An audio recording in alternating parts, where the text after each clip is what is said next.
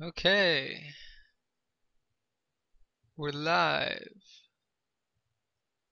and we can see the bracket is here. The tournament finally started. We finally got enough people in here to start the tournament.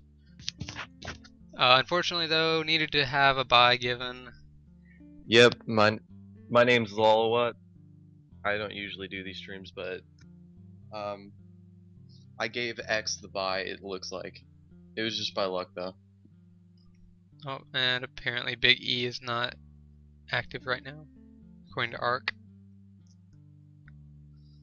Well, because Fizzer actually changed the settings, he should be able to get booted. Yeah. So we're all good.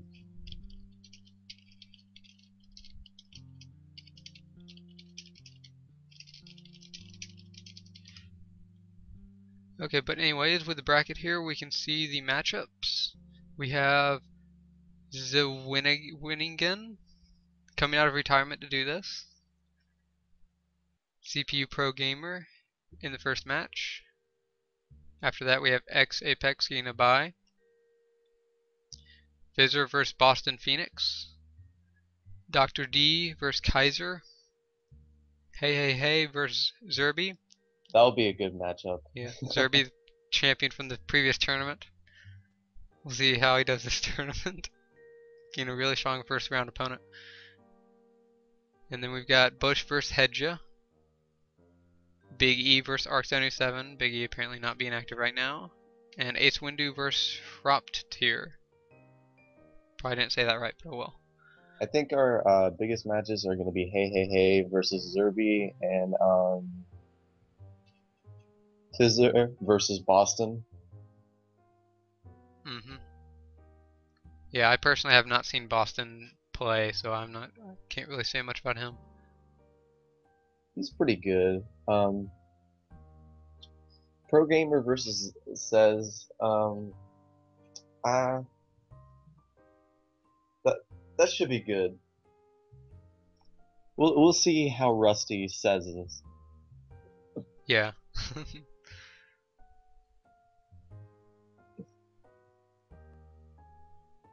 Okay, well, while we are waiting for the games to start,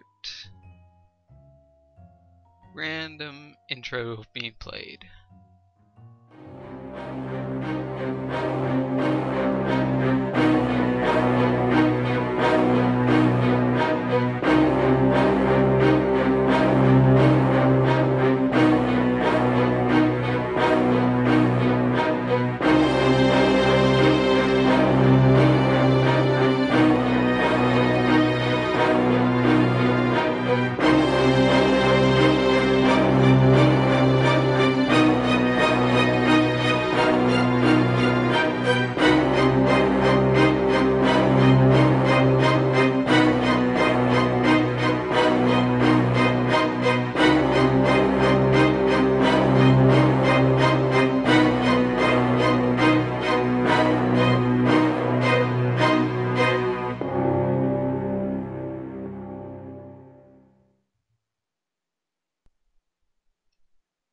Okay, one thing is that this is the second live streamed WarLight tournament, both hosted by Lolowut. Last week we had a total of 8 people participate. One person ended up not being active, so they got booted. Yeah, and then we can see the bracket from the previous tournament, which I put together in 3 minutes because it never actually updated on the tournament. First match, we had Lolowut versus Zakiman. Zakiman ended up coming up ahead. Bush versus Zerby, where Zerby took the win. Hedra versus Steel City, Hedra winning. And then Arc getting a bye because aggressive number got disqualified or went inactive, whatever.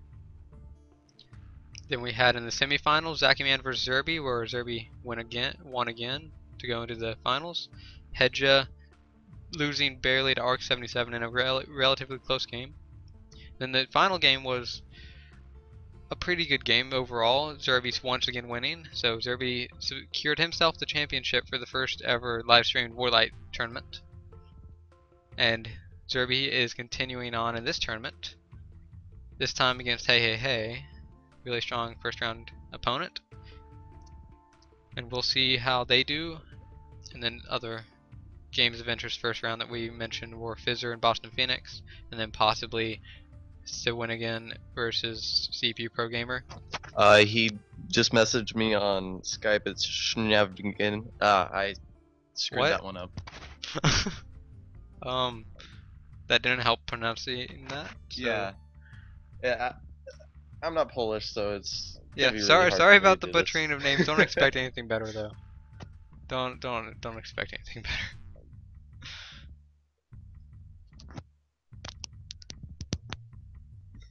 We'll probably get better as the tournament goes. Yeah. Okay, so all the games are underway. Apex has already gotten his win from Lolowut giving him the bye for round 1 because we were one person down.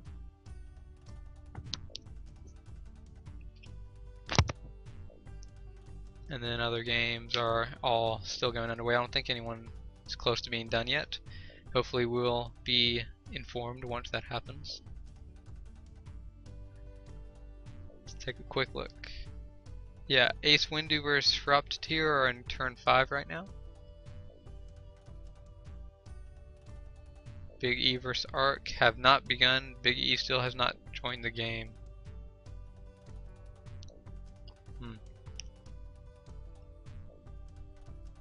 So Arc is likely going to effectively get a bye from that round to face the winner of Ace Windu vs Fruptitier in the second round. Go ahead. Is Ark able to force join Big E? I have no idea.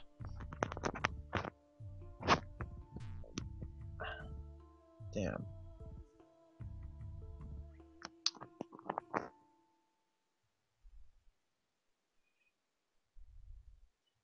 Well, I'm sure that Fizzer can do something about it.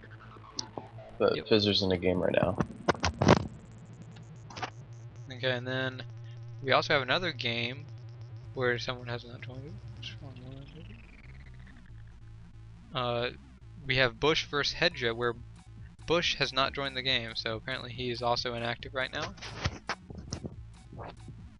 So that will probably give Hedra a bye as well. Not very surprising that we're getting more buys when we have more people. Yeah. Then we have Heihei versus Zerby. They're in turn 4 right now.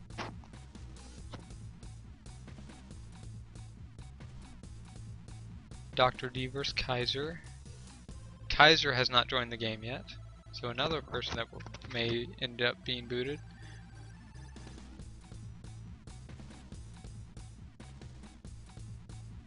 Boston versus Fizzer. They are on turn 7.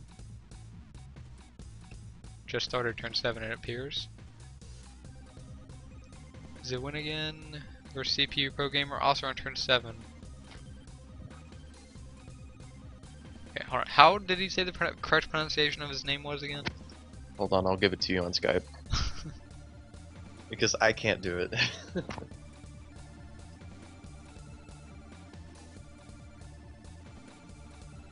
It's like Chev Nigan.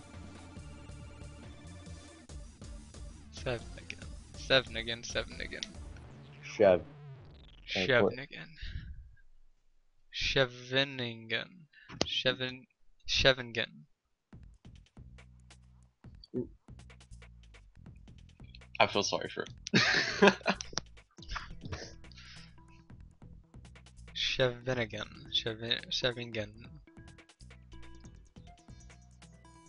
I'll keep trying it. Will there be forced joiners? What time? I don't know. We will find out once it comes to that point. They have, what, 5 minutes or so before the, before it would be 15 minutes? No, actually it's been 15 minutes now. When Fizzer finishes the game, we'll probably get him to force join. Yeah.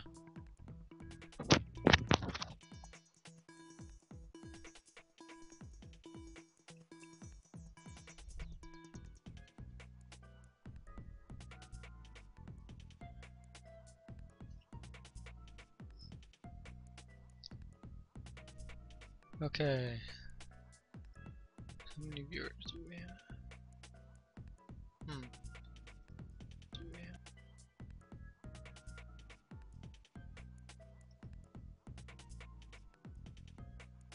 Is anyone actually viewing the stream right now? It says to me that we've got 0. Okay, it looks like we have our first game. Oh. The winning gun taking a win over CPU Pro Gamer, it seems. And this was one of the games I want to look at.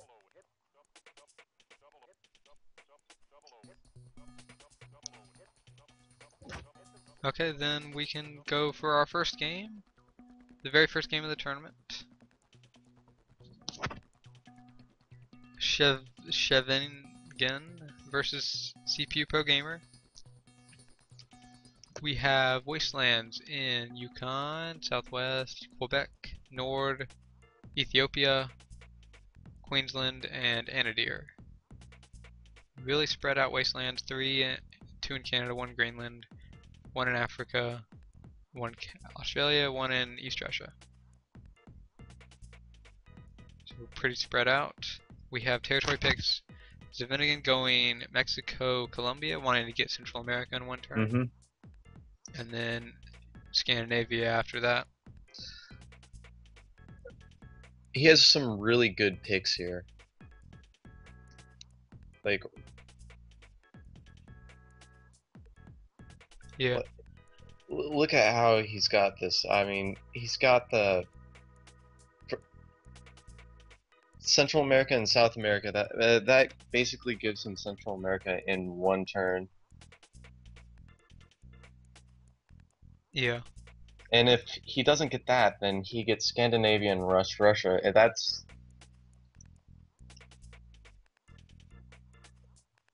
just great. He gets Central Russia and then Antarctica, I guess, are counter picks. Possibly, although Central Russia doesn't seem much of an effective counter. It would be more of a long-term counter, maybe.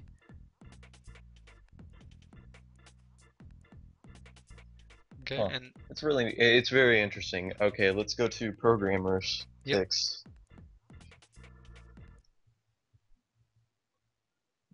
So he saw the same thing with Central America going. Yep, but instead of going Scandinavia after that, he went for Antarctica. Yeah. And South Africa trying to get Antarctica in one turn, which he could also do. Similar to how. The reason why this isn't as good as a pick is because it's too close to the Central America and South America. So yeah. I really like the Scandinavia and the West Russia combo that Chev ended up going with.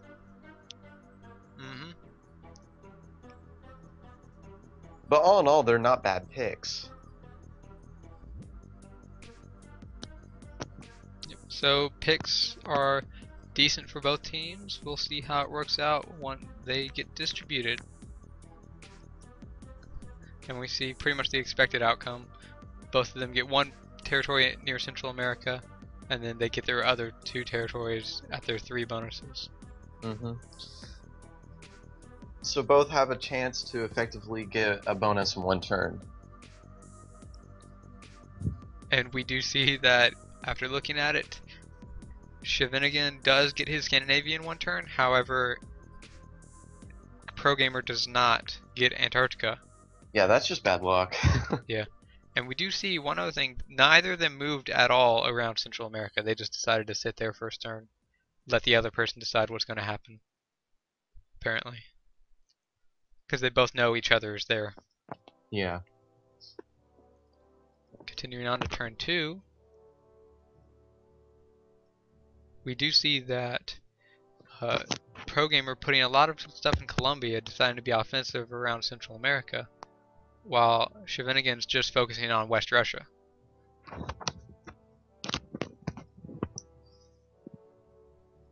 And then Pro Gamer does finish off his bonus in Antarctica. Yeah, the problem with Programmer for this is that he got the South Africa pick, and South Africa is just not really a good expansive pick. With Chev having the West Russia, he has that nice pick over there. He's just going to get that nice expansion.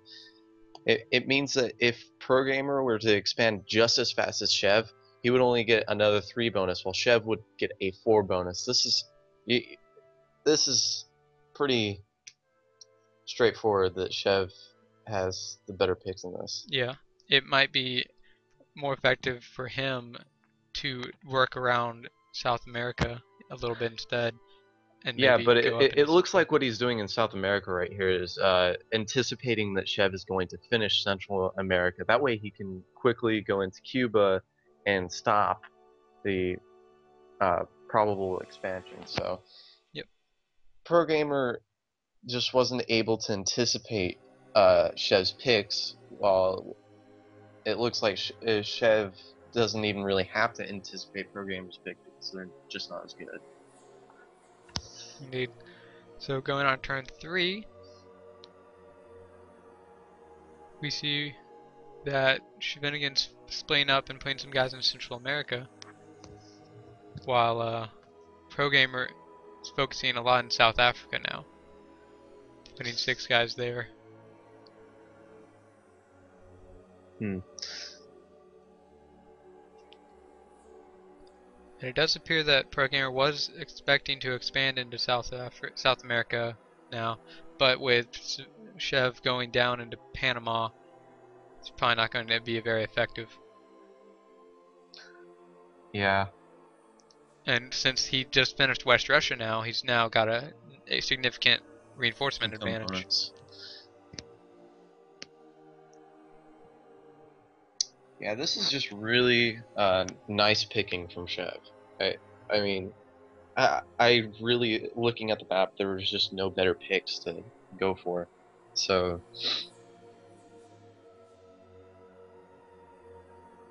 let's see if Pro Gamer actually gets this South American bonus, because if he does, he would have a chance.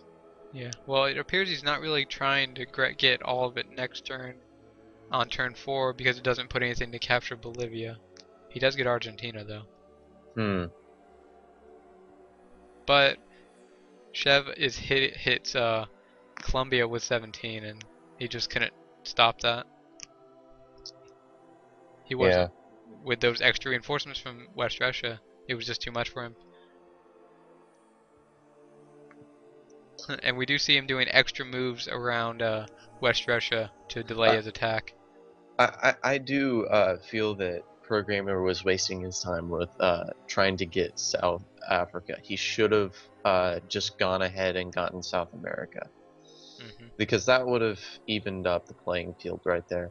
But I don't think he was I don't think he anticipated Chev being in Scandinavian West Russia, or else I feel like he would have been able to counter this much better.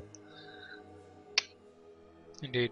So now with 4 turns down, both people should be getting a reinforcements card, and they both do play it because everyone has gotten a card this turn. And Chev put 17 down in Mexico. Every single reinforcement that he had, he puts in Mexico. Oh, so he's gonna quickly grab Central America as well. Except he hits everything into Cuba. So he's not going to have the bonus, but he does take a significant portion of South America as well. We're gonna have to bring Chev into this and ask him exactly why he did that move. Was he expecting Programmer to throw everything in there to stop a probable expansion?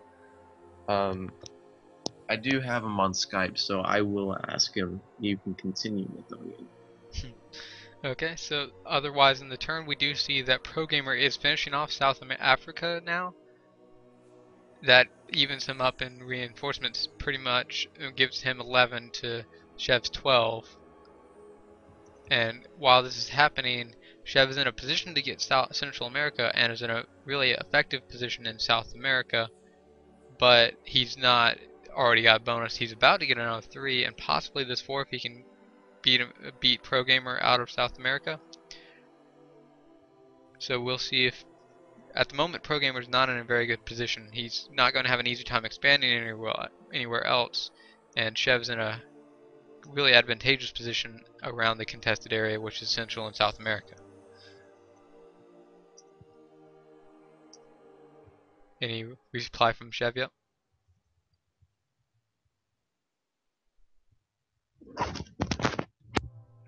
Yeah, right now I'm asking Chev why he did only the Cuba hit and actually didn't go for the entire bonus.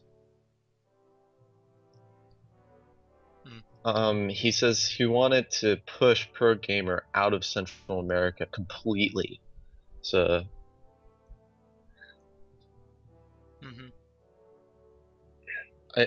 it worked out. It just seems like the better move would have been to go ahead and also go for the.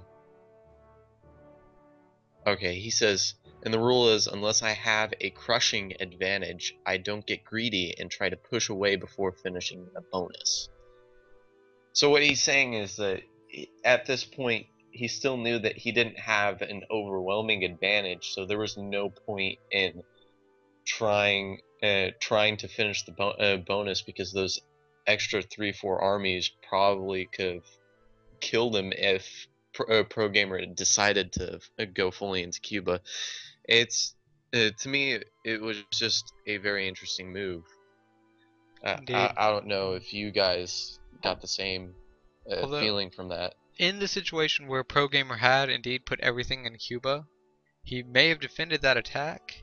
However, he would have lost Argentina, and Which his only real bonus, Antarctica, would be threatened, and Chev would be in a decent position to get South America next turn. Yeah, so Chev was just playing it safe, Yeah, and it would have worked out well for him either way. yeah, that's it. It was just very nice playing from Chev and very nice picks. I actually learned quite a bit from how he set up this game. Okay, and apparently force joining is enabled because that happened with Hedge's game. Yeah, Bush so has we're been gonna have to force joined wait another 15 minutes for for him that to game be to able to happen. kick. Yeah. Yeah, so And Chev did say that in the chat, Pro Gamer, after apparently he thinks that Pro Gamer lost after turn 2, which would be after he got Antarctica and moved into Venezuela, while Chev was expanding West Russia. At this point, I think he still could have come back. This was too early in the game to really say this is when he lost completely. mm, I don't know because in turn two, does he actually push to get the South African bonus? Because He only moves to Venezuela on as after turn 2. yeah, as soon as he starts pushing for the South African bonus, that's when I think Pro Gamer loses the game, because South Africa is just not an efficient bonus. It's Yeah. we're looking at 5 territories for a 3 bonus, and you have 5 territories for a 4 bonus in South America.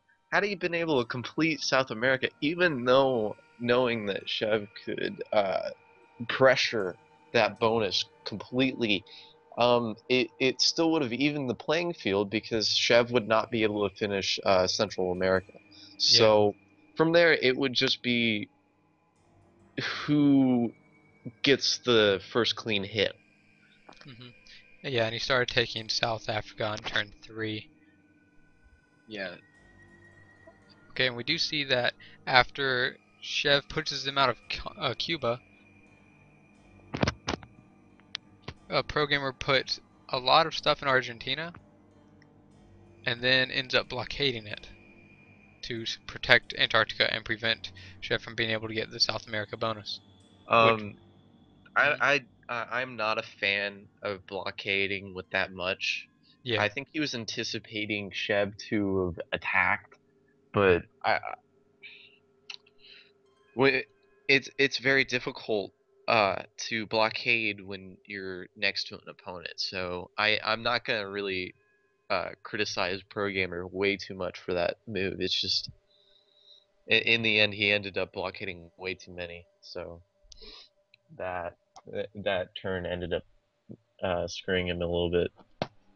yeah, and he starts working a little bit on West Africa, which he doesn't really have any other expansion points at all. This is really the best thing he can do, but he's going to be in contention with Chev from Brazil, so he's definitely going to have an extremely hard time if he tries to take that. While Chev is expanding safely in Central Russia after he's already gotten South Central America. So Chev is definitely in a really advantageous position, up by 4 reinforcements.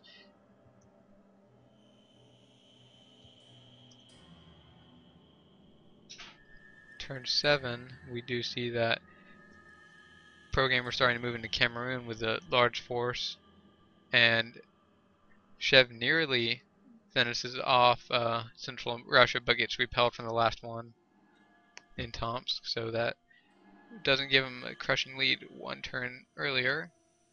But then after that, we do see the big stack coming from Brazil to Nigeria, and Pro Gamer running into it, losing everything. Yeah, that's. I think I actually would have surrendered as soon as I lost South America in this game, because at that point, it's just overwhelmingly advantageous on Chev's position. So Yes. all in all, it was an interesting game. I thought there's man, Pro Gamer is really not that bad. It's just that Chev completely dominated the picks, so it's just so hard for him to come back after those picks, especially the South African pick. So Yeah. Okay, so anyways, it was a pretty good game between Chev and Pro Gamer. Pro Gamer didn't get quite as good picks, didn't expand quite as well as he could have, and Chev ended up taking the win relatively effectively after only 10 turns. it looks like Fizzer won his game with Boston Phoenix, and Dr. D won his game with Kaiser, and Profiteer won his game with Ace Windu.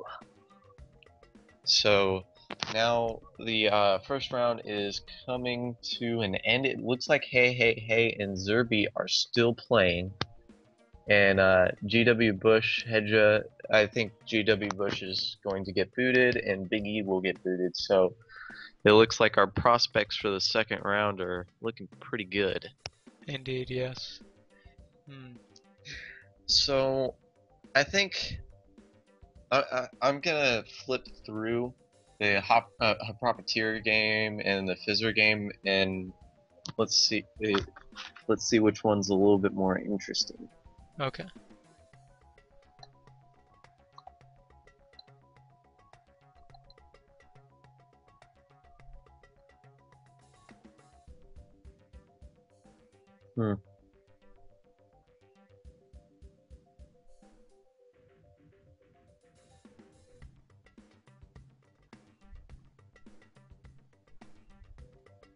Okay. Yeah, I think we're going to look at the Fizzer Boston Phoenix game because this one looks pretty interesting. Okay, sounds pretty good. Okay, skipping back to the beginning, we see wastelands in Nook, Quebec, Atlantic Northeast, an interesting combination of 3 wastelands there, Libya, Angola, and Turkmenistan, and Norway as well. So there's like absolutely no movement from Europe into America in this game. Nope. It looks like the probable picks would be West Russia, Central Russia. It looks like East Southeast China Asia and East China and India. And you could almost do Australia and Indonesia. Central America is possible one turn as well. Yeah, it is. All right, I just noticed that. That's cool. So let's take a look at what they decided to do. Okay. Fizzer went with Hong Kong, Pakistan, and then Mexico, California, Scott, Brazil. So we have the same thinking as Chev did in his game, to where we have the player setting up 2 probable first turn bonuses and then 2 counter picks. It doesn't look like Fizzer actually decides to counter pick for West Russia, Central Russia. So, but his Antarctica and South America picks weren't that bad. I mean, that's going to allow him to counter Central America in that probable first turn bonus. And I guess the Antarctica pick could allow him to get into Southeast Asia if he really wanted to.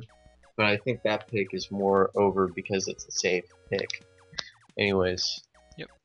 Looking at Boston Phoenix, we see Vorkuta Dudinka, Brazil, Scott, Nigeria, and then Papua New Guinea. So he is going for the West and Central Russia, and then maybe he's doing South America to counter in Central America. It looks like his last 4 picks are counter picks completely. Yeah. I don't think he actually saw the first turn pick for Central America, or else I think he would have picked it. But all in all, just like I thought, you have the West Russia and Central Russia, although it's kind of slow. I mean, you can get the 2 bonuses in a pretty nice pace. It's just it's a slower pick than what Fizzer decides to do. So we'll see how it goes, because I could see it working out. Yep. And obviously both people get their first 3 starting locations because they had no overlaps within the first 3.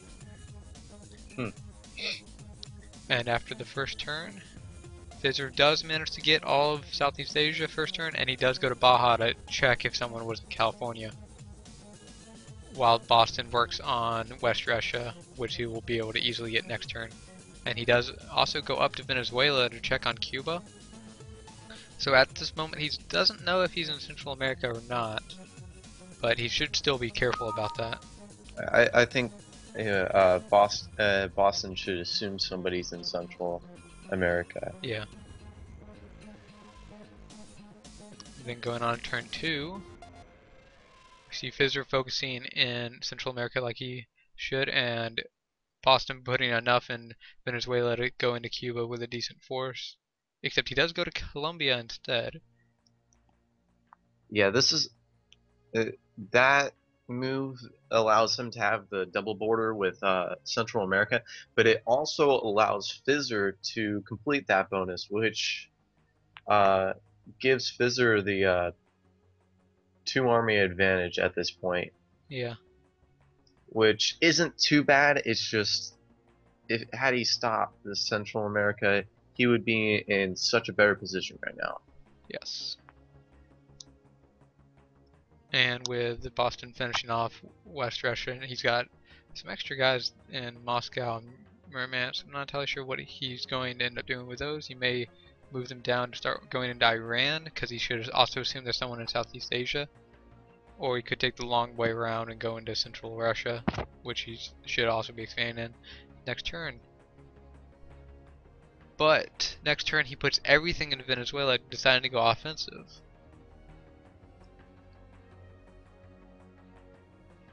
And he does not manage to break Cuba. Fizzer defends Cuba by 1.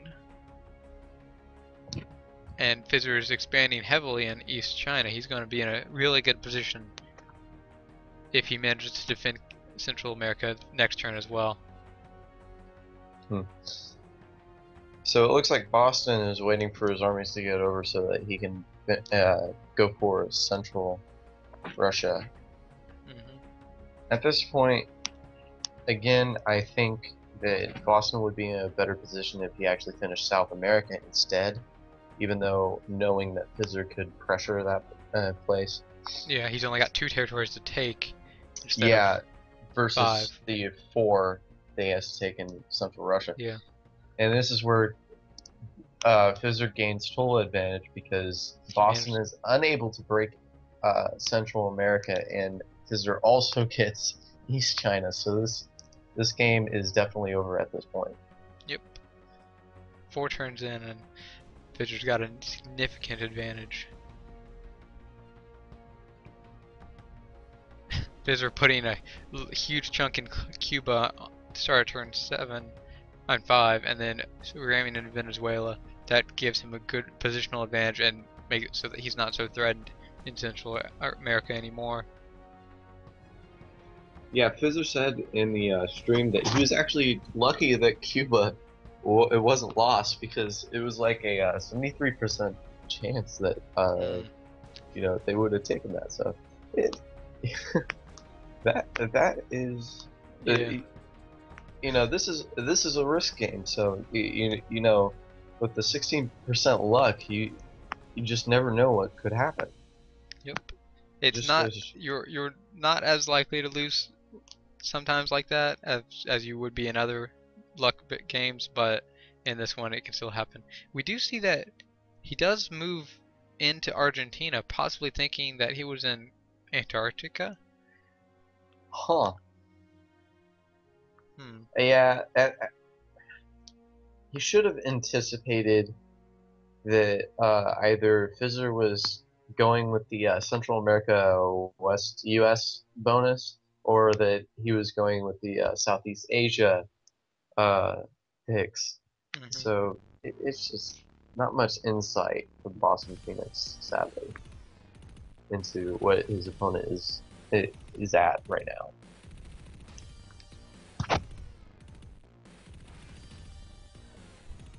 Okay, and so we see after turn 5, Fizzer with 15 still compared to Boston's 9.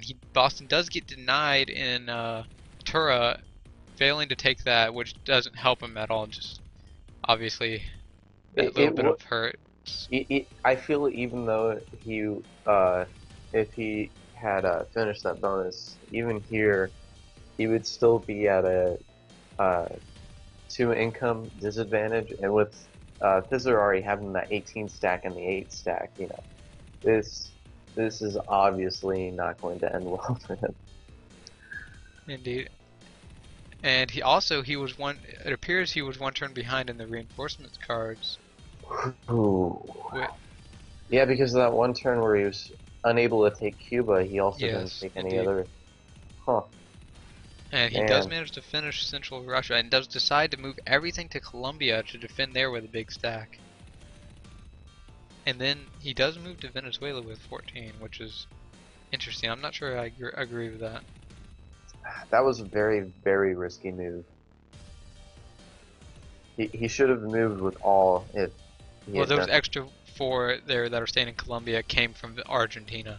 Oh, okay. So, earlier in the turn, yeah. That was his first move. So it's like he just lost those 5 to gain Venezuela. That does... no, he's still not gonna be in a very good position. Because by this time... I agreed with the move to Venezuela. I just did not agree moving from Argentina, because he needlessly loses 4 armies there. Yes. And they both play order delay cards on turn 7. Well... Oh, and he does move back from Venezuela to Colombia, overpowering that stack of 14.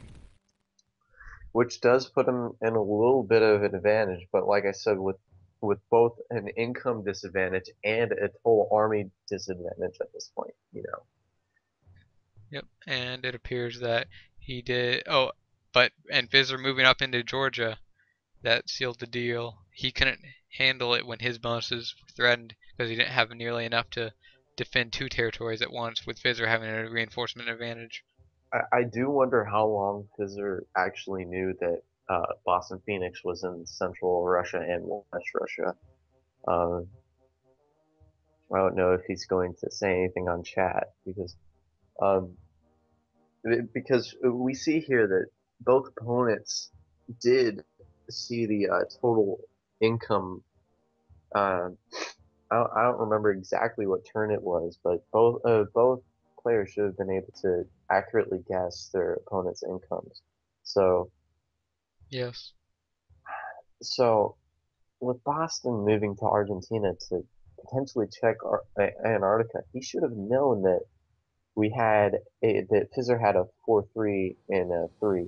So it's just not very likely that he would have had Antarctica. It was a weird move on his part. So that concludes that game because Boston Phoenix ends up surrendering. Indeed. And so we can see that the Heihei Zerby game is still going on. It's on turn 11 right now. And it looks like Chev again just beat X, who Ooh. is that's going to be a very interesting game. I guess we could skip over there to get into the second round. I We could. do want to come back and revisit the Heihei versus Zerby game because Mm-hmm. I have a feeling that one's very interesting. Should Even be. though Zerby is very disadvantaged against such a great player as Heihei, Zerby showed us that his playing style is pretty good. Indeed. Okay, so with this game in the quarterfinals, we see that we have Wastelands in Iceland. How have you pronounced that other territory in Greenland? Great Basin, Novo, Cameroon, Eastern Siberia, and Italy. Really spread out again. We've got 2 in Greenland, but besides that, everything else is really spread out. And most of Huh. them are in big bonuses except for Antarctica and West Africa. All right. Well, it looks like what we have is good picks coming from West Russia and Central Russia, As well and as Southeast Asia. yeah, Southeast Asia with the Middle East and the huh. So we have about I see 2 bonuses that you could potentially get in one turn. So all in all, pretty good map. I don't mind it. So we'll Hold on, see what's the other one that you can get in one turn? I must be missing it. Oh yeah, West Russia. Okay. I didn't see Western Kazakh for a second. because it would just be by luck. It's Yeah. not a very secure first turn bonus. Um, Other than that, I don't see any else. Yep. Okay, so we have territory picks. This time Chev going for Brazil, Baja, Shanghai, Myanmar, Sweden, and Dudinka. And I'm gonna Huh. skip this Th- one. This is very interesting coming from him because you would have expected that he would have repeated his strategy from last game and gone with the Southeast Asia and Middle East. Perhaps that's I still don't like that matchup, but Central Russia and West Russia, I thought he was definitely going to grab, but it looks like he goes for safer bonuses this time. Indeed. Conversely, we see that X-Apex going for Shanghai, Myanmar, and then Dudinka, Archangelisk, Sweden, Brazil.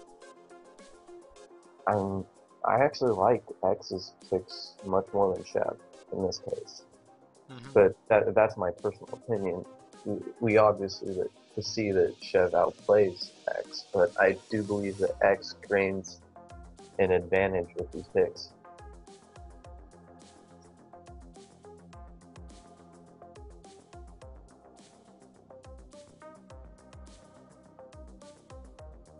Oh, you're adding in music? Well, the music's been playing, but I kept forgetting to add something like this. And then I can. Uh, yeah. Okay. So we see after the first turn, Chev getting his first 3 picks. All right. From Chev, he No, he's not getting says, his first 3 picks. Never mind. He gets his first, second, and fifth pick. yeah. From Chev, He's messaging me on Skype. He says, first turn bonuses are much less important here because on that board our bonuses are, quote, farther away, so positional play is more important. India first turn would require me to get Middle East, which is horrible. I agree. And Russia would require me for me to put 3 picks in one place. I don't see why you would have to get 3 picks in one place, unless he was just saying that his combo would have been West Russia, Central Russia, and Scandinavia, which I would agree would be pretty bad. So, well,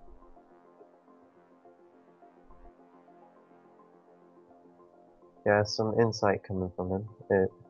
Yep.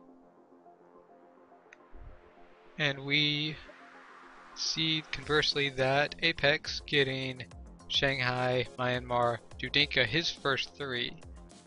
So this means that Chev does have an advantage in knowledge. He knows that both Shanghai and Myanmar are taken, but Apex does not know where Chev is at all, just from the picks. He can guess, but he doesn't know anything for certain. And I feel like this is going to give Chev the advantage completely throughout the game, because he has full knowledge on what his opponent's going to have in terms of income. And we do see that Chev putting a lot of stuff in Brazil. It seems he's going for South America, the first bonus, and then he's sitting in both Sweden and Baja. Which is interesting choice of action there. But, I mean, South America is actually the best bonus to go for in this case, because it's going to take him 2 turns no matter what bonus he picks. So picking the 4 bonus is not a bad idea. So that was a great move by him. And we see that Apex is going for East China. So both players after 2 turns will have a 4 bonus. Yeah. And he is also choosing to sit still in Dudinka. I think that that X should probably guess that his opponent is going to be in Scandinavia or West Russia. Yes. So he's going to use Central Russia as a counter. That's what I think he should do, at least. We'll see what he does.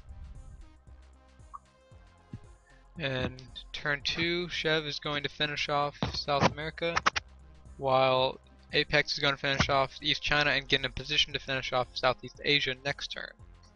He also moves down into Omsk. I guess he's preparing to expand into Caucasus, which is interesting. I personally would have moved to Ufa to check if anyone was in West Russia or something. I think he actually moves to Omsk because Omsk touches all 3 territories in Central Russia. So that's it's an optional route to actually expand in Central Russia, but I think that it's kind of pointless because you want to use Central Russia as a counter pick. So I think he should have been moving towards Scandinavia. That's my opinion. And then Chev gets in a position to finish off Central America after he's already got South America, and then the turn after that he's probably going to move into Scandinavia. He's just trying to expand as rapidly as possible right now.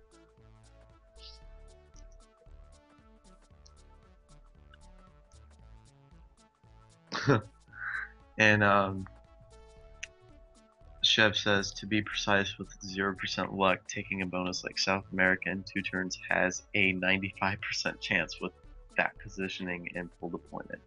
So, yeah. So basically that's agreeing with me that South America was the best choice. Yep.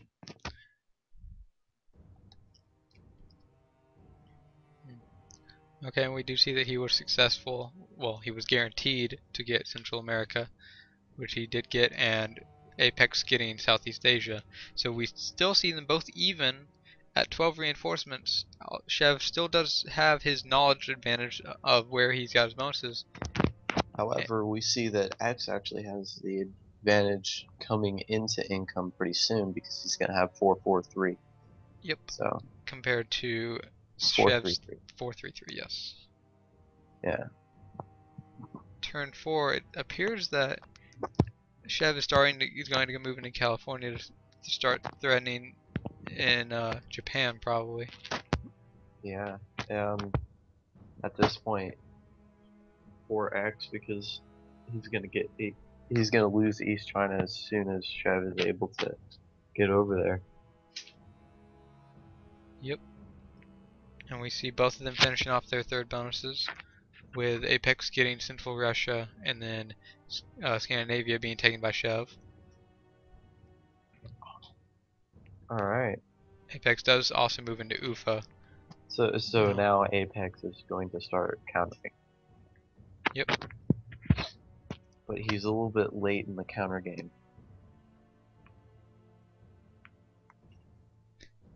Turn 5, we see both of them doing big stacks around West Russia, which is an interesting coincidence. Both of them doing the same moves and moving into Moscow, although Chev does get that first move advantage and Oh man, defends. that's loss right there for X. I think.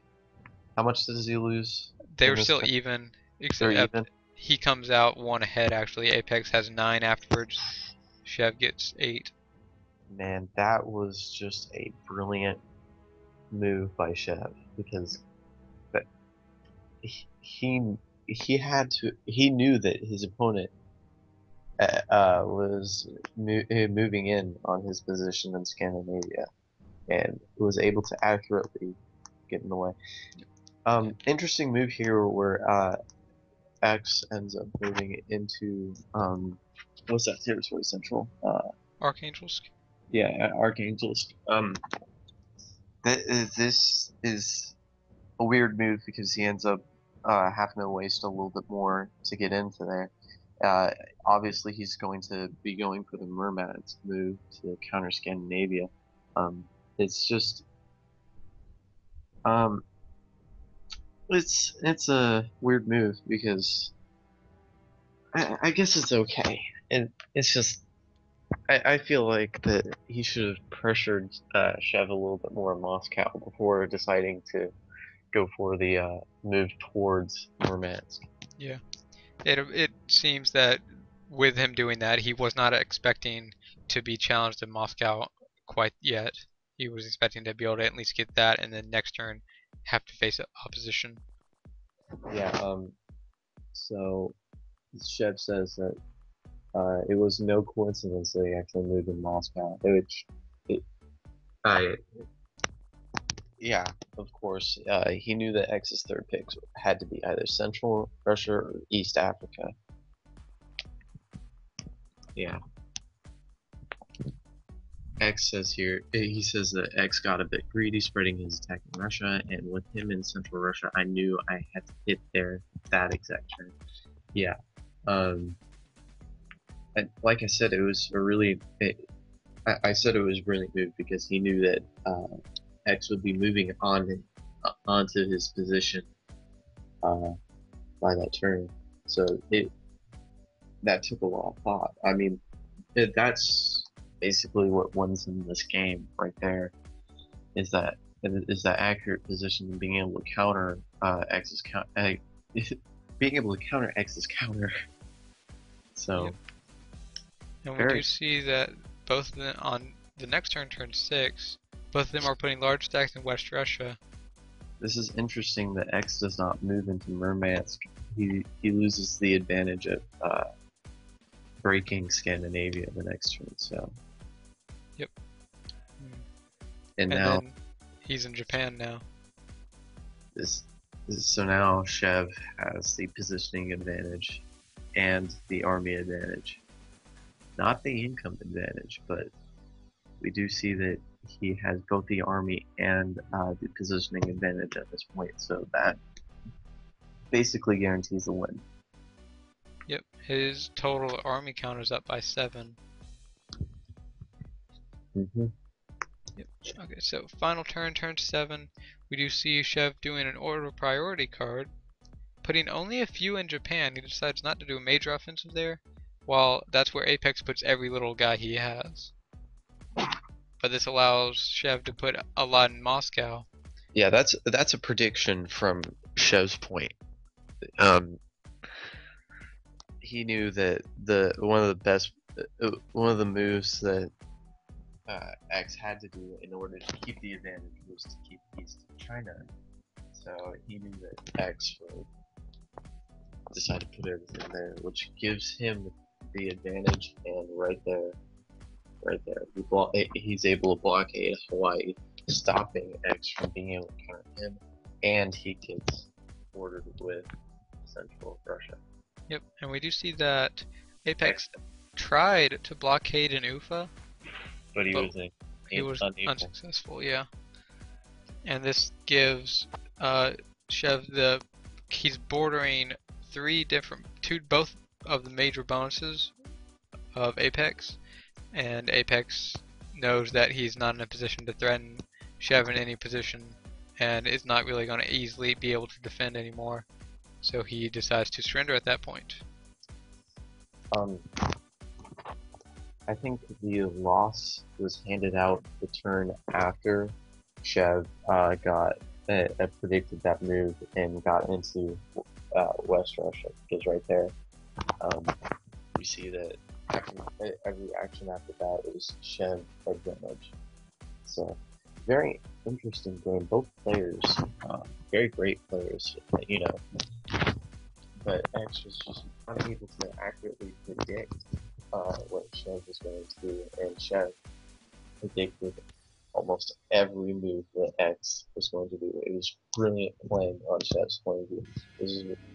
I believe Chev played a much stronger and more aggressive game here than he did his last game, so very interesting.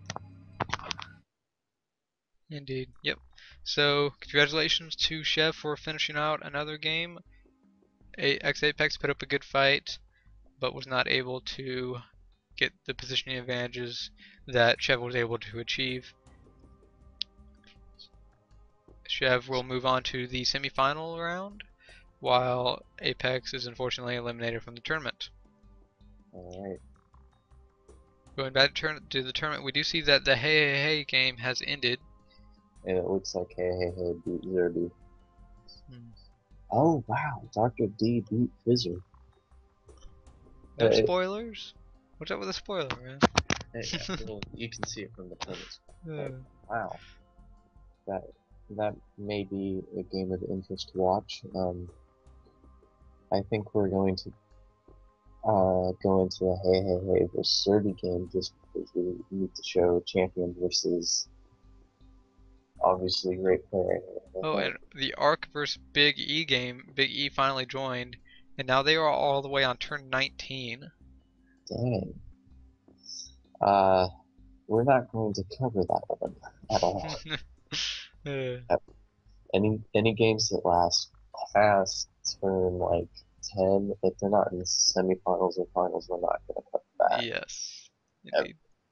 So let's look at this Heihei versus Zerby game. This goes up to game 13 on turn 13. Let's do this as quickly as possible then, because there are semifinal games starting pretty soon. Okay, we see Zerby deciding to start in Shanghai, Thailand, Svalbard, and then alternates being Brazil, Tomsk, and Iran. Right here, I think that one of the man, there are no actual one-turn bonuses to take here. I don't really see one readily available. Indeed. Wait, I do see one. North Africa and West Africa is a one-turn, because for West Africa. Oh yeah, it is. Yep. Oh wait, no, because you're not bordered with. That would be a 3-pick one-turn. Ooh. So, never mind that. So, weird map. It looks like for this map, it's more important to go for safe bonuses and for positioning. Yep. So let's look at Heihei's picks. And we see him going for Brazil and then Congo, followed by Shanghai, Svalbard, Thailand, Tomsk. Which is same thought process on both the players, except that Heihei actually goes for 4-4, and Zerby went 4-4-3. And the India bonus is not that great, because I feel like it's going to take Zerby a little bit longer to get India than it's going to take for Heihei to get South America and Yeah. West Africa. So I think that's what's going to decide the game already because it picks. I think that Heihei just has superior picks going. Yep. Okay, and we can see that Heihei gets his first, second, and sixth pick. That gives him a significant advantage because he knows where all three of Zerby's starting locations are. While Zerby knows nothing, he got his first 3 picks. So he doesn't know that by picks anywhere that Heihei is, but Heihei knows everything. Ooh man, Heihei has such an advantage in this first turn already that it's going to be. It's very impressive that this game actually goes on to turn 13. Zerby obviously is going to be playing very well. So Zerby at a major disadvantage because Heihei's superior picks and knowledge. So this is going to be very interesting. Yep. So we see that Zerby focusing on East China, while Heihei focuses on West Africa in the first turn. Second turn, they both managed to finish their first bonus, giving them both up to 9 reinforcements. Yo.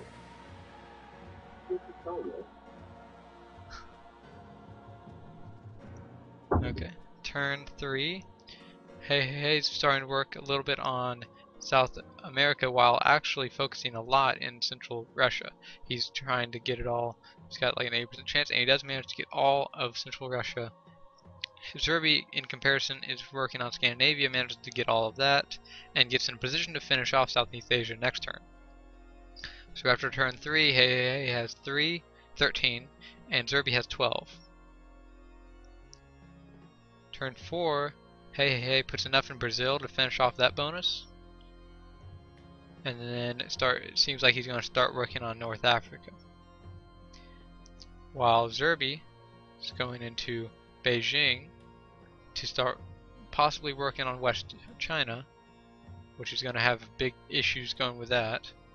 And then he puts a lot in India, try to go into Pakistan and Tibet. And if he goes also into Inner Mongolia, he's going to touch every part of West China. But actually getting all of that will be really difficult because Heihei touches 2 parts of it. And we do see that he does do that, while Heihei finishes off South America, giving him a 17 to 15 reinforcement advantage on turn 4.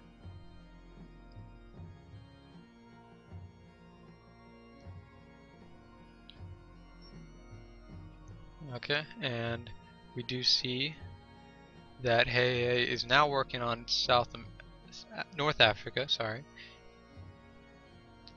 and Zerby does manage to finish all of West China, and now finally finds out where Heihei starts in, which was Tomsk in this case. Alright, sorry, I'm back. No problem. After turn 5, Zerby's up 21 to Heihei's 17. However, Triple H is in a position to finish off North Africa now, and he's threatening West China. Like I said, it's very interesting because I was agreeing with Chev that Heihei actually won this at turn 1, but right here we obviously see that Zerby has the playing advantage. He's getting the income advantage, and he's playing such a strong game.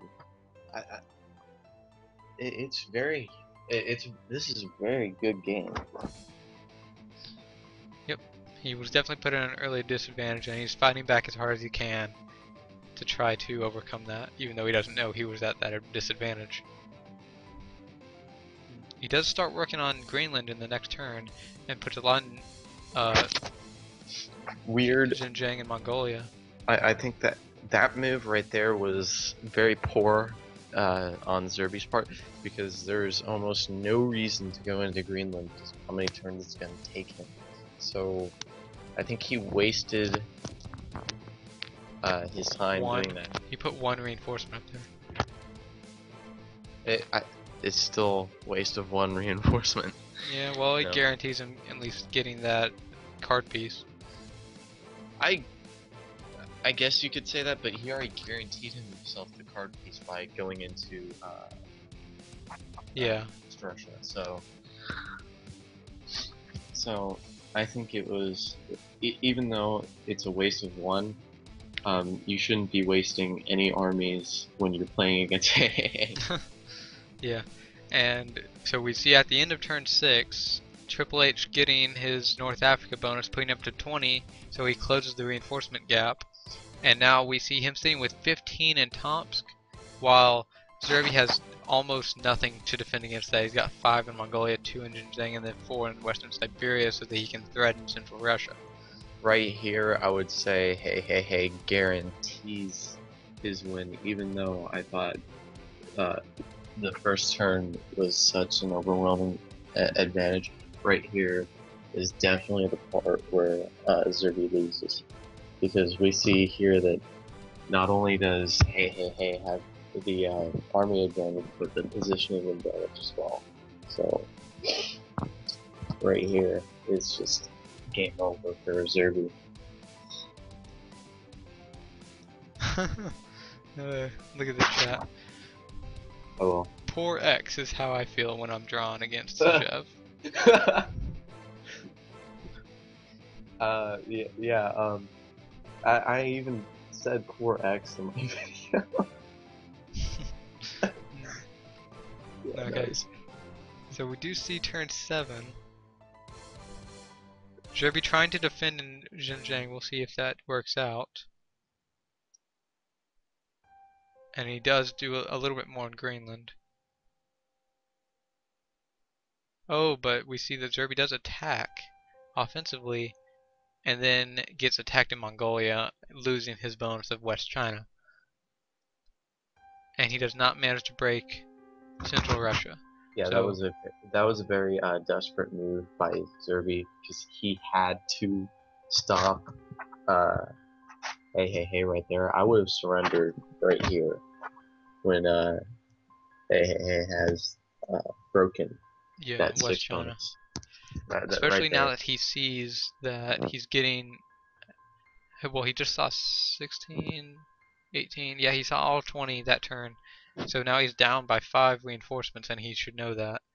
So he's Yeah. definitely aware that he's at a big disadvantage. He's got a big stack sitting in the middle of the bonus that he wanted to get. And he's not in any position to get a bonus this turn. It would take him 2 turns to get Greenland, and by that time he would already have lost at least one of Yeah. his other bonuses. So, right, and the inability to break Central Russia here, I would have anticipated that West China was a lost cause and gone for a break in Central Russia. But even if you had broken Central Russia, you still have the income disadvantage. So I think right there was just a good game. So yeah, what happens after here really isn't that interesting, because right here is just it. So let's just go through the rest of the turns really quickly to show. Okay, turn 8. We see that he does blockade in Tibet, trying to make it easier to defend Southeast Asia. But he's now threatening both Beijing and Pakistan. He does manage to end up breaking Central Russia, which alleviates a little bit of the pressure, and he gets in a position to finish off Greenland. But he's not really going to be able to spare guys to do that, and if he does spare it, then he's not going to keep the bonus. And then turn 9, he does break Beijing and Pakistan, putting him all the way down to 8 reinforcements, with his only bonus at the moment being Scandinavia. Except, no, he does manage to finish off Greenland, actually. So he's up at 13. He's working on a little bit in Central Russia, although he's not going to be able to keep that even if he does get it. And then he's lost all of his other bonuses, so he's in a really bad position because Heihei is going to end up getting those bonuses in Southeast Asia and East China, unless he can put guys there. But if he puts guys there, then he's just Total army advantage from Heihei. So this is just Heihei currently sitting at 65 armies, while Zerby has 32. So Triple H has more than twice the total number of armies that Zerby has right now, and he's just not going to be able to fight back from that. So he ends up surrendering. 2 turns later, nothing else really happening, and Triple H pulling out the victory over Zerby, managing to get better starting locations, getting the knowledge at the start, and then breaking him in West China. Yeah. All right. So that was very. This was. I didn't like Zerby's picks, and then on top of that, Heihei just knew where he was. This was. Man, I liked Zerby though because he played very well in the first tournament, and in this tournament, I don't think he was at the same level of play, and I think he should have anticipated playing Heihei much harder than this. So, Yep. right, going on. Let's see what we got here. We do see that Arc did pull a win over Big E, and the Profiteer beat Ace Windu, but we're not going to do any more of the first round games. We're going to move on to at least one more second round game, and then we'll go on to the semifinals. And I think the more interesting game is going to be the win that Dr. D pulls over Fizzer here. I believe that Hedra even said that Heihei beat him in 3 turns. So that's obviously not going to be on our list. Right here. Okay, so with Dr. D versus Fizzer, we do see that Fizzer focusing on Colombia and then Myanmar and then New South Wales. Really varied bonuses in different 3 bonuses and then 1 in Australia. Huh. Which is a interesting story. I'm gonna have to ask Fizzer what he was exactly thinking on this, because the Australia pick was very, very odd. I don't know, because it's very slow. I mean, I would kind of understand it if he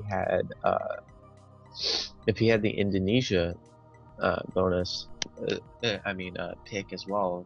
Then Australia becomes more viable, but with just Australia alone, this was a very, very weird pick. Yep. So, and then we do see Dr. D going for Myanmar, and then his second one being Papua New Guinea, so that's a effective guaranteed counter pick.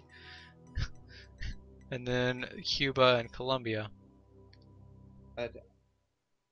honestly, I don't see why nobody picked both Scandinavia and West Russia, because I felt like, well, I guess not because of the wastelands around it. There's no real moving after that, but huh.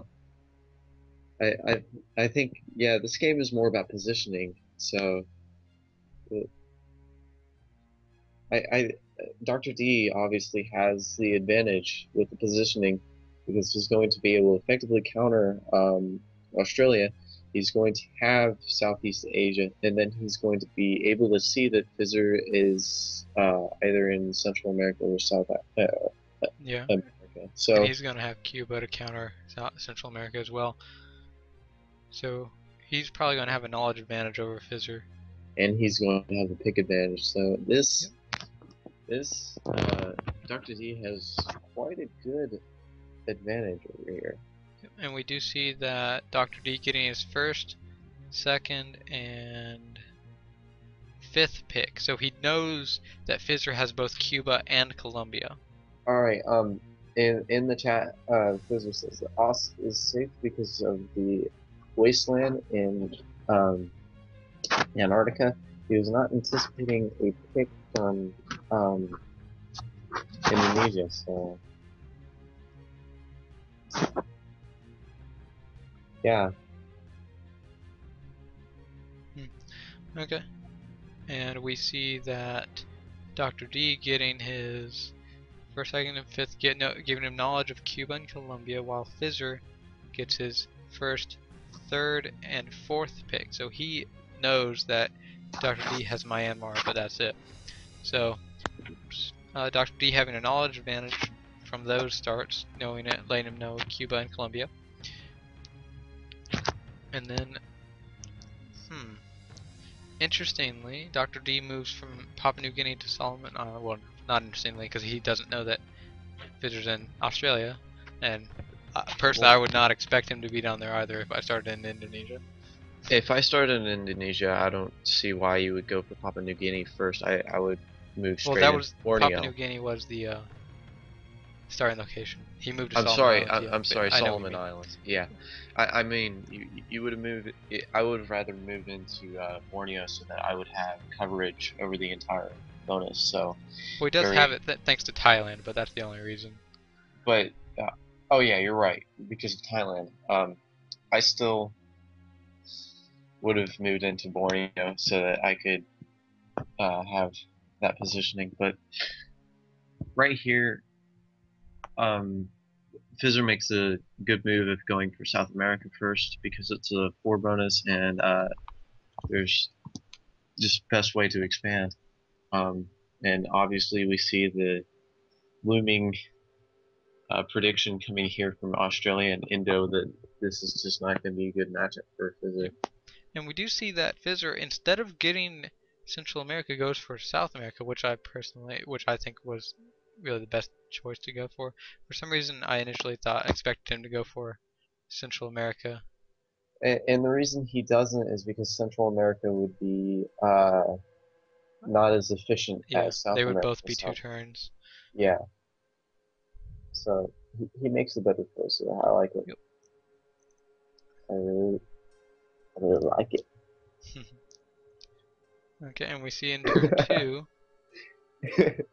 X says, I think interesting move is equivalent to stupid move. Alright. Yes. Yep, and we see in turn 2, Dr. D finishing off Southeast Asia, while Fizzer gets South America. And then Dr. D nearly finishes off Scandinavia as well, but he's still at 1 territory away. So next turn he will probably have a reinforcement advantage, and then that's also when he's probably going to find out that Fizzer is likely in Australia, depending upon where Fizzer moves next turn.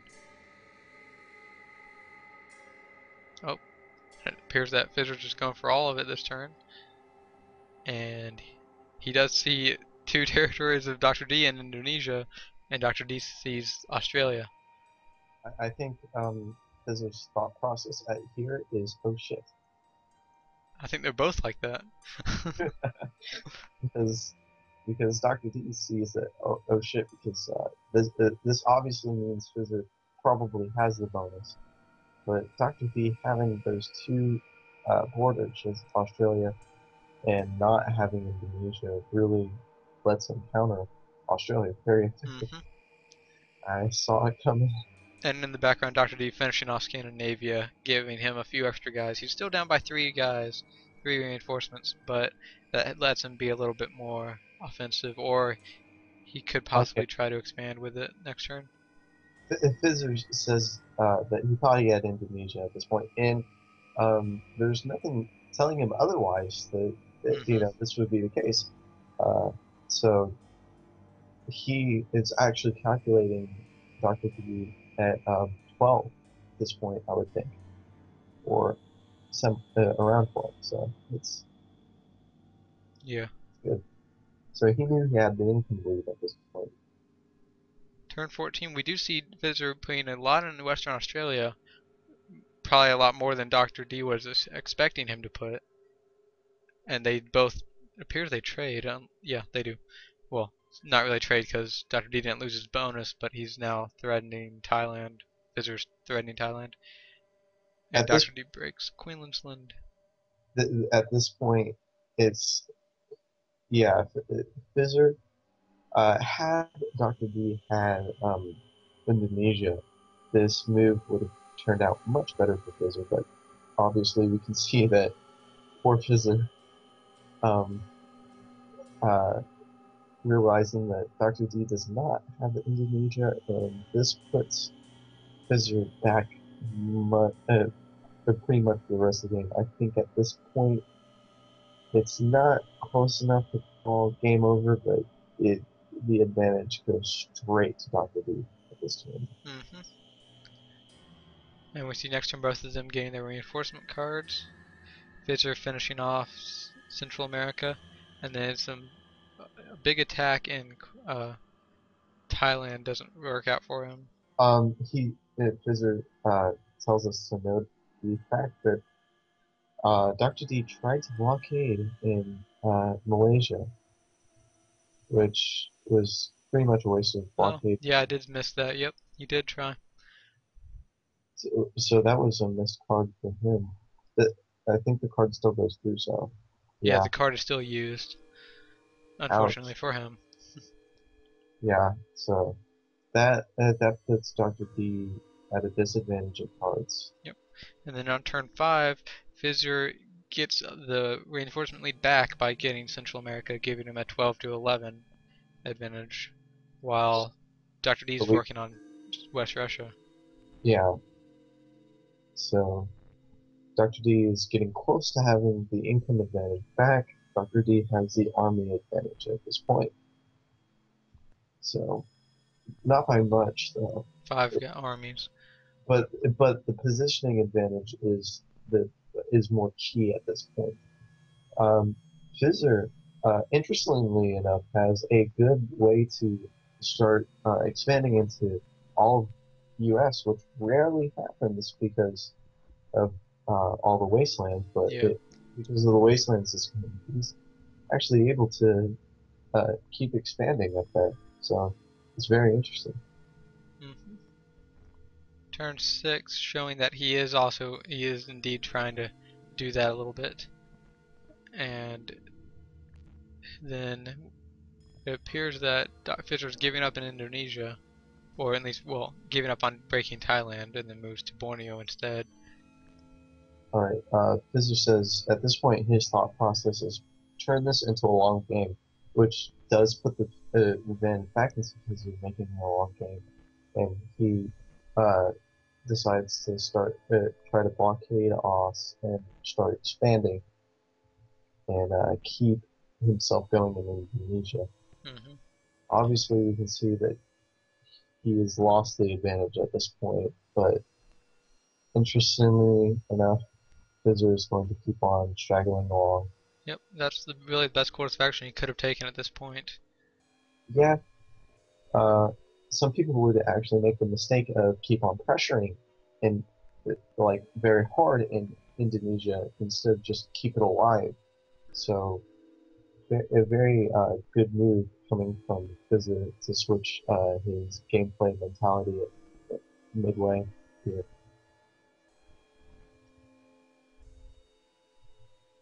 Okay. So, Yep. With that blockade in Tasmania, then obviously Australia is dead, and then he's hoping to stay alive in Borneo. With Dr. D not hitting him in Malaysia, that makes it a little bit easier for him to stay alive. But in the next turn, he does move to Philippines, and it really isn't threatened much at all. I mean, he does.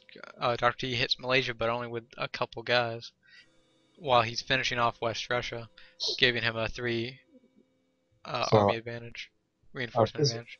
Fizzer, at this point, do you realize that your opponent has scanned and West Russia? I mean, did you anticipate those picks?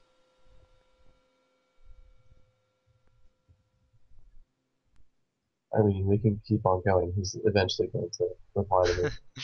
I think. Eventually, the delay is noticeable. But oh, we do see Dr. D going into Hawaii.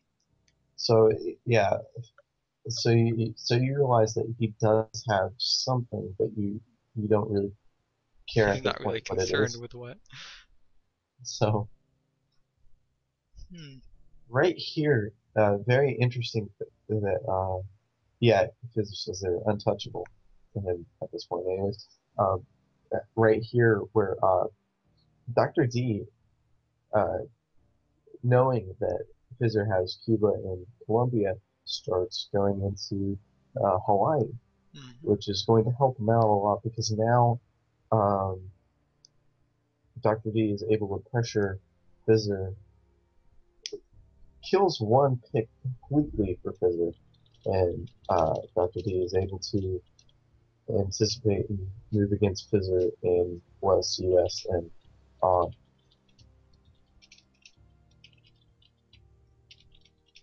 Indeed. sadly after this game I'm going to have to leave. I have some errands Ooh. to run. Okay. Okay, we do So see that the next turn, Fizzer manages to defend and capture all of West US, which gives him the reinforcement advantage. And he does manage to stay alive in Indonesia. very very odd that he's able to stay alive in Indonesia.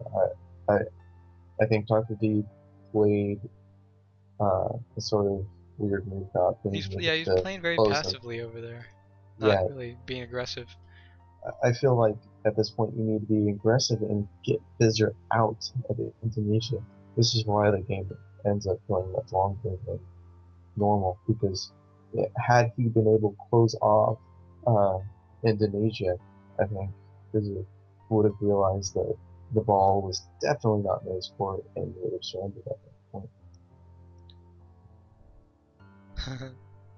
Well, he hit Philippines only with 4, so that's really not enough to take you if you had just left your 4 guys in Philippines instead.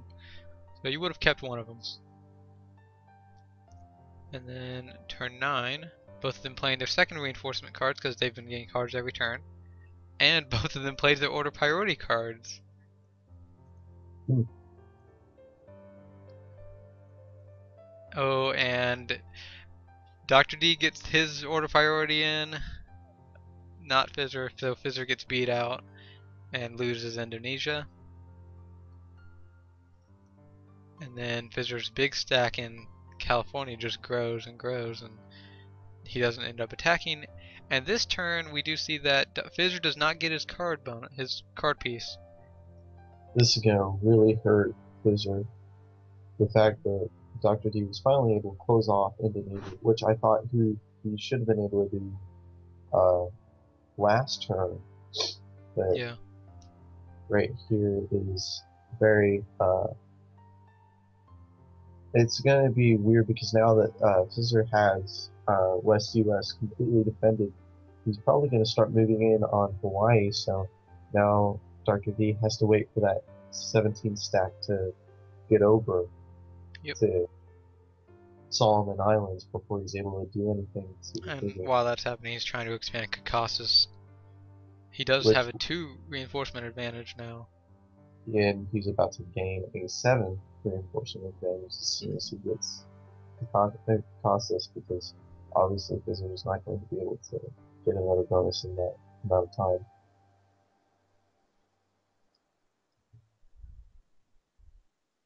Okay, and in the next turn, we do see that Dr. D retreats from Hawaii as fast as he can to down to Solomon Islands.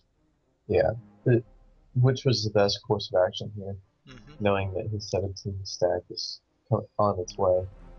And he gets 2 more territories in Caucasus, and he also starts working on Greenland a little bit. Probably starting to go down towards East US to threaten that. Very interesting that Fizzer didn't advance in Hawaii, anticipating that Dr. D would move out, or he would actually be able to keep Dr. D there and kill those armies. So that's a missed opportunity, but it wouldn't have really helped had Fizzer not been able to catch the Dr. D armies. Yep. Fizzer says he didn't expect the retreat.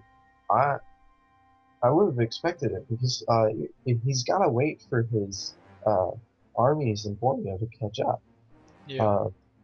Uh, at this point, and so he has to get out of the way, or else he might lose that stack to Fizzer. So I thought him retreating was the best course of action. Indeed, So, and then, and then the next turn, Fizzer takes it with 2 in Hawaii, but then Dr. D, has the Solomon Islands. he had his guys set to transfer only to there, and so they didn't Yeah, actually transfer. good. Because well, even if he did attack slash transfer, he still would have been able to get. But I think he was anticipating that Fizzer would go full into. Okay, and he deployed 14 of his 19 reinforcements there, and then transfers the 17 from Papua New Guinea there, so he's got 53 sitting there in Solomon Islands. I think that may have been a bit overkill. A little bit. I Just a think he little could have bit. used those guys maybe to get East China or something. Or expand more aggressively into Greenland. So at And this point, then, we see that Fizzer's actually going to complete East US pretty soon, and he has a good foothold into Canada. So, but I think at this point, Dr. D has such an advantage that Fizzer Fizzer is just not going to be able to come up with a victory. indeed, I think the army advantage here is just overkill from Dr. D's okay, he's got perspective. a 40 or a 30 army advantage right now. Dang, that's just overkill right there. Yep. And so we do see that Fizzer does manage to mostly even out the reinforcement advantage by getting East US, but he still doesn't know that Dr. D is in Greenland. And then Dr. D does move up that 70, which, well, it's now a 70 because he put a lot of more guys there. So he's now got a stack of 70 in Hawaii. A little bit overkill. He should have put a little bit into Greenland so that he could prepare to counter Canada or take Greenland much faster. So, very weird plays by Dr. D, even though he has the advantage. Yeah, and then 13, we see his advantage, Dr. D's advantage of being one card piece ahead. Both of them deploy 22 on Hawaii or California. So we've now got a stack of 92 against a stack of 67. The 91 attack, but are repelled. Still a big stack of 46 sitting there, though. I would like to say that the calculating the luck at this point, use analyze. Because there's just when you get stacks this big, it just starts getting crazy. Oh, and if we look at the cumulative luck in the statistics, we see that Dr. D has a huge advantage in terms of luck so far in this game.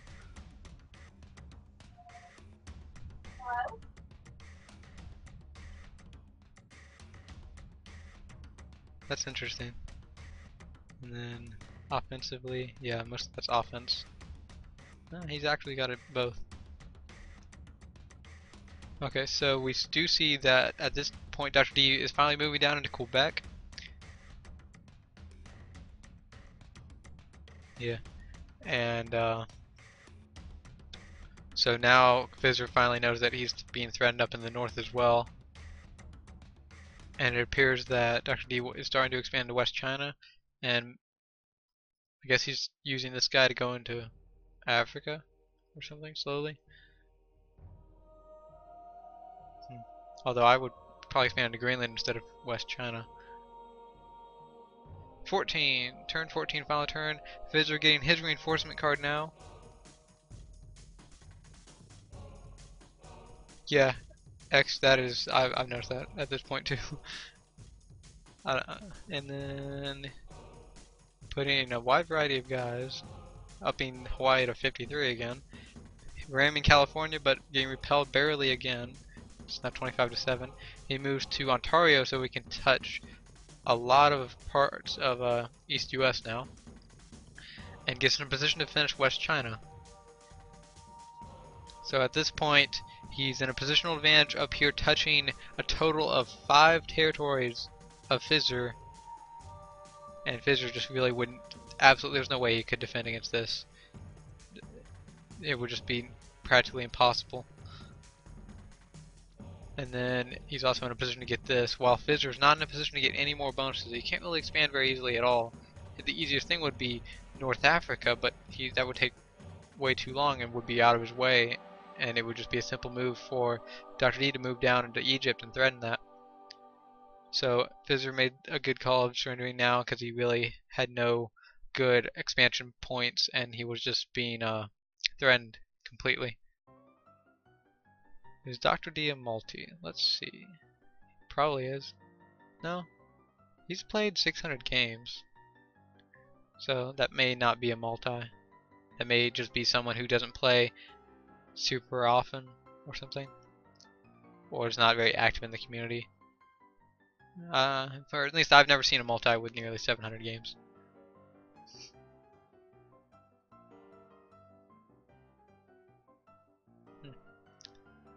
Okay, well, that was a pretty good game. Dr. D managing to pull it out over Fizzer with those with managing to defend Thailand while breaking Queensland.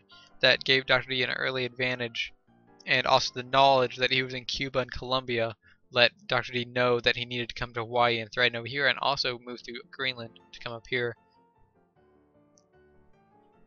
And while he had these safe bonuses in Asia, he was just able to threaten Fizzer without being threatened himself for most of the game. So, good game, Dr. D, good game, Fizzer. Fizzer managing to advance to the next round, while Dr. D is unfortunate. Oh, sorry, said that backwards. Dr. D is advancing to the next round, while Fizzer is unfortunately being eliminated from the tournament. Returning to the tournament, we do see that Triple H has overcome Hedra to advance to the semifinal round, while Hroptatyr has overpowered Arc 77 in the quarterfinal round. This means in the semifinals we have Schwevingen, and I just butchered that again, versus Dr. D, and then Triple H versus Hroptatyr. Yes, Hawaii was very important there. Hroptatyr. Who? Okay, I don't know. Whatever. It's like a. I don't know. Okay. So. Fizzer versus Dr. D, 15 turns. That's what we just went over. Oops. And then Triple H versus Hedra, 3 turns. So let's go ahead and go over this, I guess. Okay. Triple H versus Hedra. We see Hedra going for Mexico. Oh, by the way, guys, as Fizzer said, Lolowut said a while ago, he had to leave after that game. So it's probably just going to be me for a good bit. If one of you guys wants to join in or whatever, I don't mind, sure. But otherwise, you're just going to be satisfied with me. So we've got Mexico, Venezuela, Archangel, Sweden, Shanghai, and Sipple for Hedra. This lets him get Central America in 1 turn. This music doesn't fit. That's better. If you wanted to join in, you could send me your Skype name, and I can send you a message on Skype about it. And then you can speak, because I'm doing this on Skype.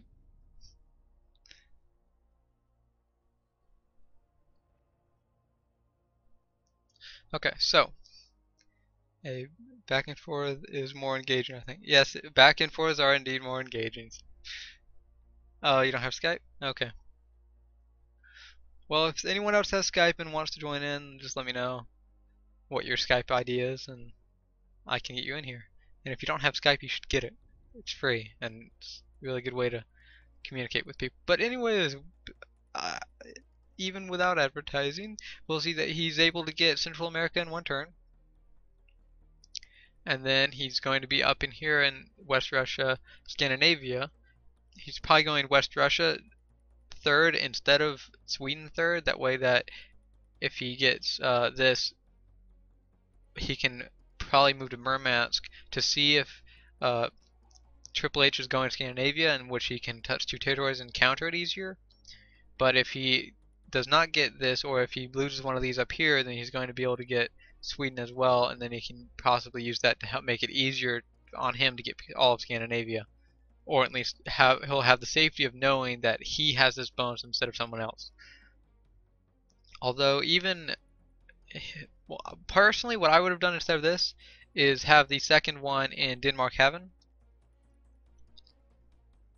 and so that he has these two territories allowing him to get Central America in one turn. But if he doesn't get both of these, then he has Denmark Haven and Sweden, which allow him to get Scandinavia in one turn. So makes him more likely to be able to get a one-turn bonus. That's personally what I would have done, and a lot. You went Russia. Yeah. Russia's a good way to protect it. I probably would have had that as 5 though, but I still think Denmark Haven would have been probably more effective if you did not get Venezuela or Mexico. To protect, to break. So you got it both to protect and to break. Interesting. Okay, so we see Venezuela, Mexico, Denmark Haven, Sweden, Archangel, and Shanghai being Triple H's picks. He's also trying to get Central America in one turn, and then his other picks are in Scandinavia. You know, wow. Those would have been my first 5 picks as well. Makes me feel good to know that I would have picked the same things as Triple H, so yeah. I'm proud of that. And then his other one in Shanghai. So this means that we've got a lot of overlapping territories. In fact, every single one of them overlaps except for Sipple. Sipple's the only one. If that had been Denmark Haven, then it would have overlapped exactly. Okay, so let's see who got lucky and got their first pick. So we'll see. Everyone's a little bit mixed up now. So they both know the other person's around here. And Hedra should know that he's in Sweden. And Triple H, all he knows is Mexico. So at this point, it appears that Hedra's a little bit at an advantage in terms of knowledge. He knows where 2 of the 3 starting locations of Triple H are, while Triple H only knows about Mexico. So this means that Hedra's, he might be able to more safely expand in East China than anywhere that Triple H can expand. Triple H is going to be able to get Scandinavia in one turn, but he's going to be threatened from Murmansk, which might allow Hedra to break that. However, Triple H will have the income advantage of this 3 bonus right here. So he will likely have enough to defend against it, which will obviously put Hedra at a disadvantage. So really, if Hedra is able to break into here, then he will be at an advantage. However, if he's not, then he's going to be at a bit of a disadvantage, it appears.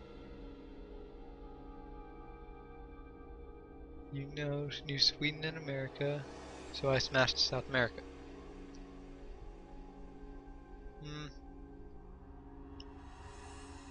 Yeah. Okay, well, at least for me, I would not have tried to mess with this. I would have sat here. Since you knew that he was here, he's probably going to be focusing over here. And I would have expanded into East China, because that's really the only territory that you can actually get, because he's threatening everything else. And if you're trying to win a game without any reinforcements at all, then that would be really, really tough.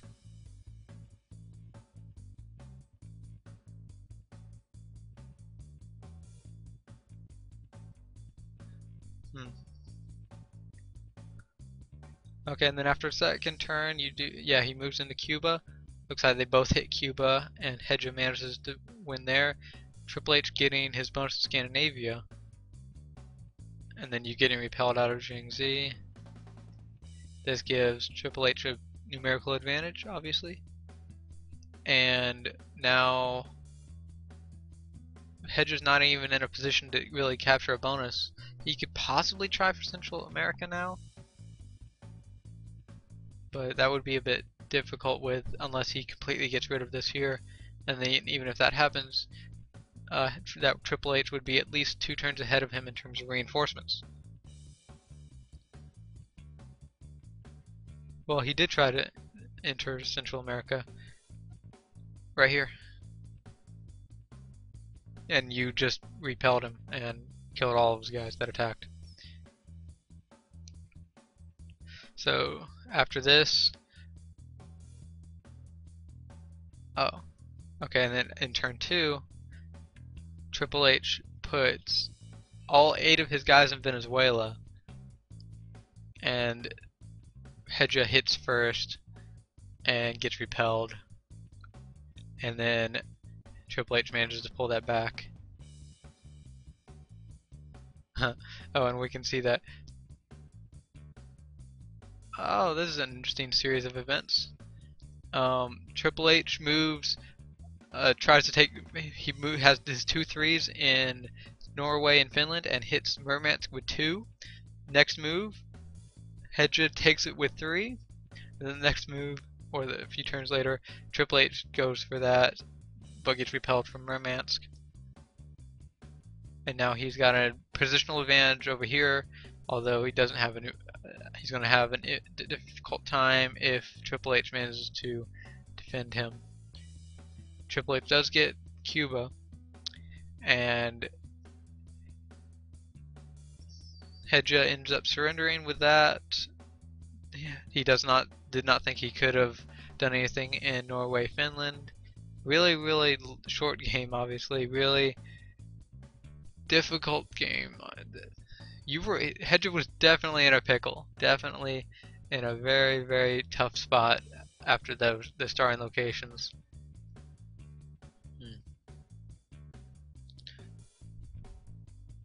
Definitely a tough spot. Triple H got much better starting locations when they got distributed, and really in a situation like that there's no great solution to it. He could have tried to get East China in 3 turns, but that would have been difficult to do.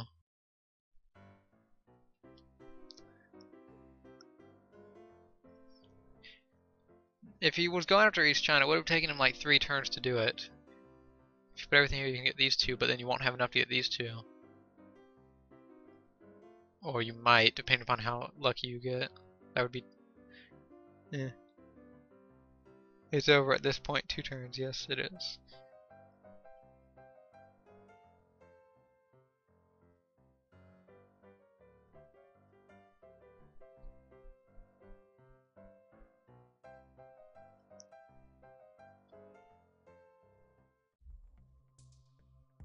Okay. So anyways, good game. Hedra and Triple H. It was a quick game. Went entirely decided by the starting locations. And while he did have a slight possibility of getting East China and being able to stay in the game, still would have been iffy whether that worked or not. It probably would have lasted a lot longer, but I'm not sure if he would have been able to keep up with Triple H's expanding. But, you know, hypothetical situations only mean so much.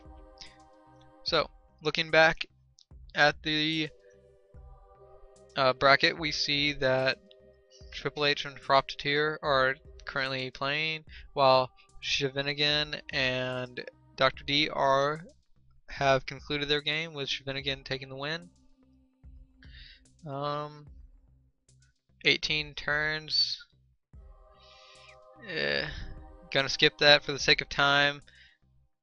The stream's already been 2 hours, so we've got 3 games to do still, so we're gonna have to skip that other game.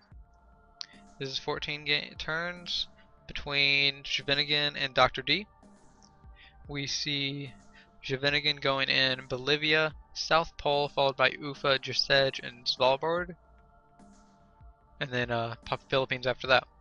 So if he gets his first 3 picks, he's going to have Bolivia, South Pole, and Ufa. This gets him in a decent position since Central America is not an issue in this game. South America is a safer expansion point, and if he gets both of these, then he knows that he's not going to be threatened. And then Ufa, well, these 3 starts up here, just in case he doesn't get something down here, allows him to get bonuses in another location, and then from here he can go into West China, Middle East, go down to Southeast Asia, go over to Greenland. He has a lot of areas to go from out here that he can branch off into. Oppositely, we have Dr. D going Philippines, Pakistan, and then South Pole, Bolivia, Svalbard, and Ghana. So we've got several overlaps. So we will see how this works out. We do see that Dr. D getting his first, second, and 5th pick. So since he did not get Bolivia and South Pole, he knows that Shavinigan is in those 2 locations. Shavinigan got his first 3 picks though. Bolivia, South Pole, and Ufa.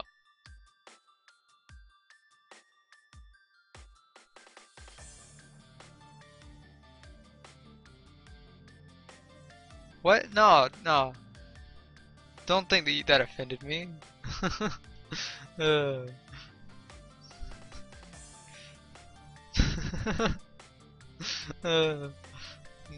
No, no. No, I completely agree that it's better to have multiple people commenting this game. I'm sitting here talking about this game, and I know I'm not having perfect analysis and all that stuff. I don't claim to be great at commentating or anything like that. I just do it because I like doing it. But yeah, glad you appear to have enjoyed this so far. It was pretty good. It's very long, so it's already been going on for 2 hours. Okay, but we do see that Schwingen getting his first 3 picks does not have any exact knowledge over where Dr. D has started. And after the first turn, we do see that he's working on getting South America, excuse me, and a little bit in Antarctica, while he sits still in Ufa. And while that's happening, then Dr. D's working on Indonesia primarily, and then Southeast Asia. And then we do see that he's finishing off Indonesia, while Schwenigan finishes off South America.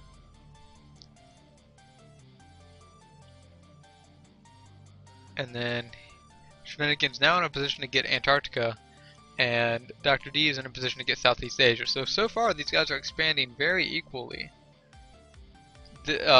Up here in Scandinavia / West Russia, this is where it's going to end up coming down to probably in the next 2 turns or so. Turn 3, we see that Dr. D finishes off Southeast Asia as Svenigan goes to Moscow. And then Svenigan also finishes off his bonus. So they're both at 12 reinforcements after 3 turns, and they still have not met each other a single time. So we're going to go to turn 4, and Svenigan decides to go for all of West Russia. And he does get it, and he sees Norway. And then Dr. D goes into Finland. So a very interesting series of events where they both decided to expand to the other territories in here without even seeing each other before that. And then Dr. D seems to be expanding into West China now, or possibly he was just getting in a position to go to Central Russia. Yeah, well, this is gonna be hopefully a weekly thing, so you can get in next time, Demon King. Just pay attention to the forums. It's usually announced a few days before it. Turn 5, both of them get their reinforcement cards. And it seems Dr. D wants to get in position to either work on East China or West China. And then a lot of guys being put in West Russia, Scandinavia. We'll see what they hit. It seems Dr. D attacks first and kills a good amount, but he loses everything. So this puts Svennigan at a very good position up there. He's got a lot of little moves, lots of them, to delay it, and then he hits it with 12, capturing it, breaking Dr. D's bonus, and now putting himself in a decent advantage because he's still kept his bonus while breaking that. He's up by 4 reinforcements after turn 5. 3-on-3 tournament would be probably more complicated to do because we've got to have even more people active at and actually playing a real-time game. We probably could, but that's not going to be next week. We haven't decided what we're going to do next week, but it's probably not going to be a 3-on-3. We'll have to talk about it. Okay, we do see that Dr. D in turn 6 is trying to work on most of West China, giving it because he gave up in Scandinavia. Now that he's already lost it, and then he does do an order delay. Svennigan doing an order delay seems like that probably was unnecessary. I don't really see the real need to have that. Dr. D appropriately blockades in Svalbard. That was a pretty good move. Before that he had 3. Okay. And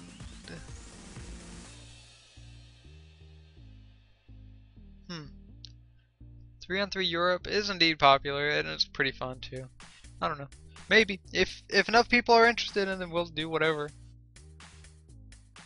It's just where the interest is that matters.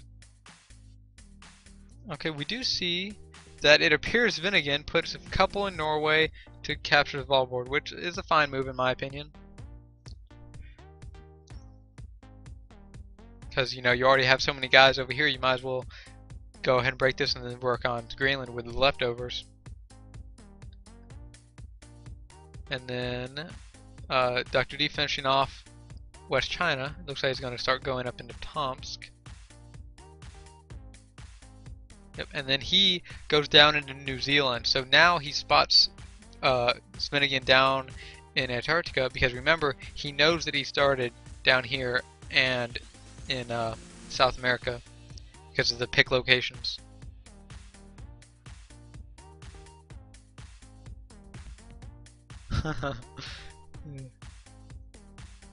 Okay, and Svennigan is also working on West Africa now.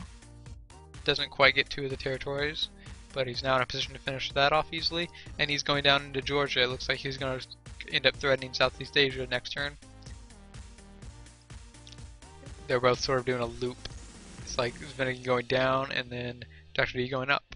So we'll see how that works out, because both of them are going to be touching each other next turn. And then we'll see also how this works out down here. After turn 7, Svennigan with 19, just barely edging out Dr. D at 18.